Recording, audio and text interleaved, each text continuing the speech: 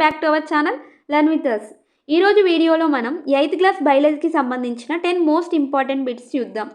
వీడియోని పాజ్ చేసుకొని మీరు కూడా ప్రతి క్వశ్చన్కి ఆన్సర్ చేయడానికి ప్రయత్నించండి. మీరు ఎన్ని సరైన సమాధానాలు పెట్టగలిగారో కామెంట్స్లో తెలియజేయండి. ఫస్ట్ క్వశ్చన్, ఎనిమల్క్యూల్స్ అని వేటికి పేరు? ఆప్షన్స్: బ్యాక్టీరియా, వైరస్, శిలీంధ్రాలు, శైవలాలు.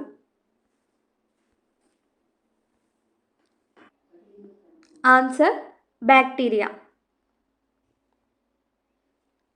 1674లో లూవెన్ హుక్ అనే శాస్త్రవేత్త నీటిలో కదులుతున్న కొన్ని జీవులను కనుగొనడం జరిగింది. కదులుతున్న చిన్న జీవులను కనుగొన్నారు. వాటికే ఎనిమల్క్యూల్స్ అని పేరు పెట్టడం జరిగింది. ఆ తర్వాత కాలంలో వాటికే బ్యాక్టీరియాగా నామకరణం చేయడం జరిగింది. నెక్స్ట్ క్వశ్చన్, వేరుశెనగలో వచ్చే టిక్కా తెగులు కలిగించేది? ఆప్షన్స్: శిలీంధ్రం, వైరస్, బ్యాక్టీరియా, కీటకాలు.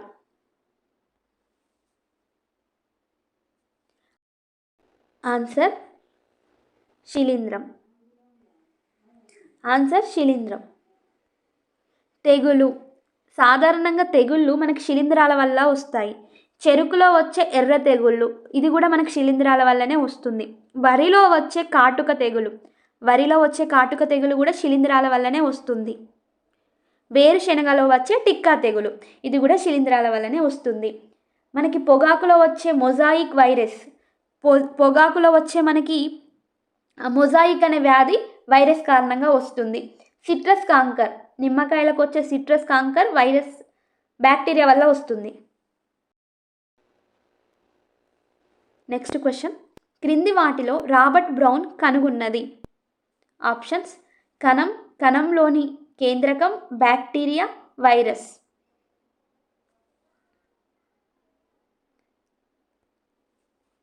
ఆన్సర్: కణంలోని కేంద్రకాన్ని రాబర్ట్ బ్రౌన్ కనుగొన్నాడు. నెక్స్ట్ క్వశ్చన్, బ్రెడ్ మోల్డ్లో ప్రత్యుత్పత్తి ఏ విధంగా జరుగుతుంది?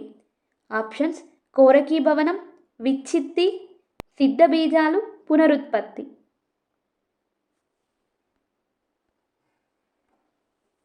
ఆన్సర్: సిద్ధబీజాల ద్వారా బ్రెడ్ మోల్డ్ రైజోబస్లో ప్రత్యుత్పత్తి జరుగుతుంది. కోరకీభవనం ద్వారా హైడ్రాలో ఈస్ట్లో ప్రత్యుత్పత్తి జరుగుతుంది. విచ్ఛిత్తి ద్వారా అమీబాలో ప్రత్యుత్పత్తి జరుగుతుంది. నెక్స్ట్ క్వశ్చన్, GH/FSH హార్మోన్లను స్రవించే గ్రంథి?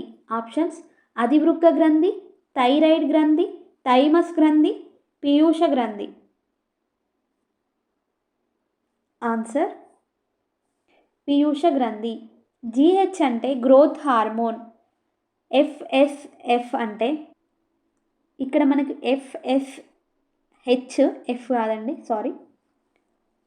FSH హార్మోన్ అంటే పాలిటికల్ స్టిమ్యులేటింగ్ హార్మోన్. ఈ గ్రోత్ హార్మోన్ FSH హార్మోన్లు పీయూష గ్రంథి స్రవిస్తుంది. నెక్స్ట్ క్వశ్చన్, క్రింది వాటిలో సరికానిది? ఇక్కడ టీకాలు అంటే వ్యాక్సిన్స్ ఇవ్వడం జరిగింది. కనుగొన్న శాస్త్రవేత్తల పేరు ఇవ్వడం జరిగింది. సరికాని జత అడిగారు. ఆప్షన్స్: ఆల్బర్ట్ సాబిన్ పోలియో చుక్కలు, జోనస్ సాక్ పోలియో టీకా, ఎడ్వర్డ్ జెన్నర్ మసూచి టీకా, రొనాల్డ్ రాస్ రెబిస్ టీకా.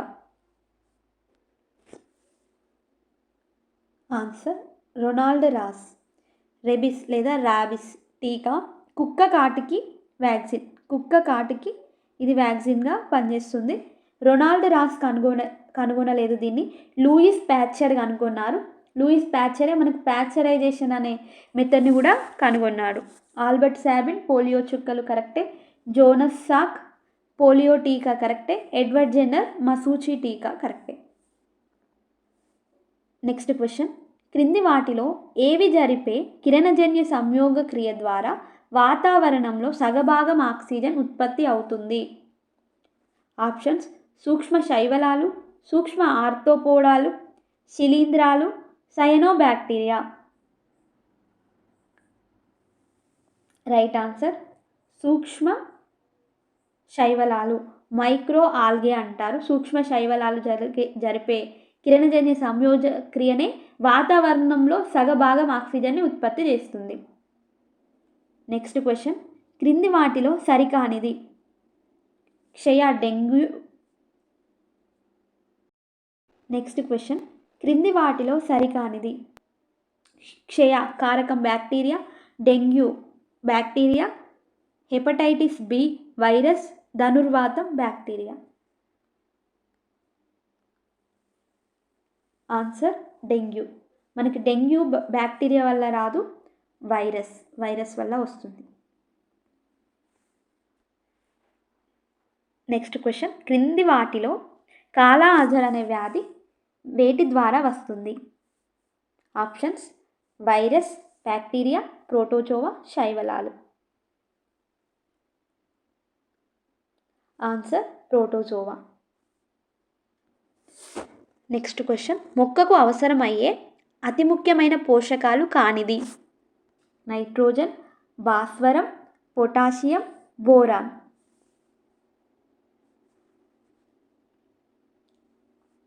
Answer boron. బోరాన్ మొక్కకు అవసరమైన పోషకమే, కానీ అతి ముఖ్యమైనది కాదు. మనకి అతి ముఖ్యమైన పోషకాలు 3: నైట్రోజన్, భాస్వరం, పొటాషియం. వీటిని స్థూల పోషకాలు అంటారు. మొక్కకు అవసరమైన సూక్ష్మ పోషకాలు చాలా ఉంటాయి, అందులో బోరాన్ కూడా ఒకటి. ఇది సూక్ష్మ పోషకం.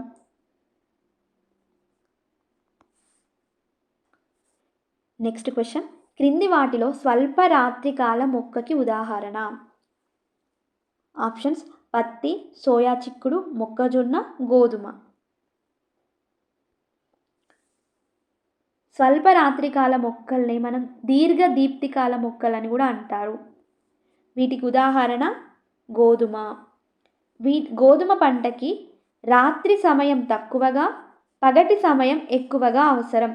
గోధుమ గింజలు అభివృద్ధి చెందే టైంలో వీటికి వేడి ఎక్కువగా అవసరం. అందుకే గోధుమ దిగుబడి ఖరీఫ్ సీజన్ కంటే రబీ సీజన్లో ఎక్కువగా ఉంటుంది. పత్తి, మొక్కజొన్న ఇవి రెండు కూడా దీర్ఘ రాత్రికాల మొక్కలు. వీటిని మనం అశ్వదీప్తి మొక్కలు అని అంటారు. సోయా తటస్థ రకానికి చెందిన మొక్క, అంటే పుష్పించడానికి రాత్రి పగటి సమయంతో సంబంధం లేదు. ఈ వీడియో మీకు యూస్ఫుల్గా అనిపిస్తే లైక్ చేయండి. టెట్ అండ్ డిఎస్సికి ప్రిపేర్ అయ్యే మీ మిత్రులకి వీడియోని షేర్ చేయండి. మరిన్ని వీడియోస్ కోసం మా ఛానల్ని సబ్స్క్రైబ్ చేయండి. 8th class biology rapid revision కావాలి అంటే కామెంట్లో తెలియజేయండి.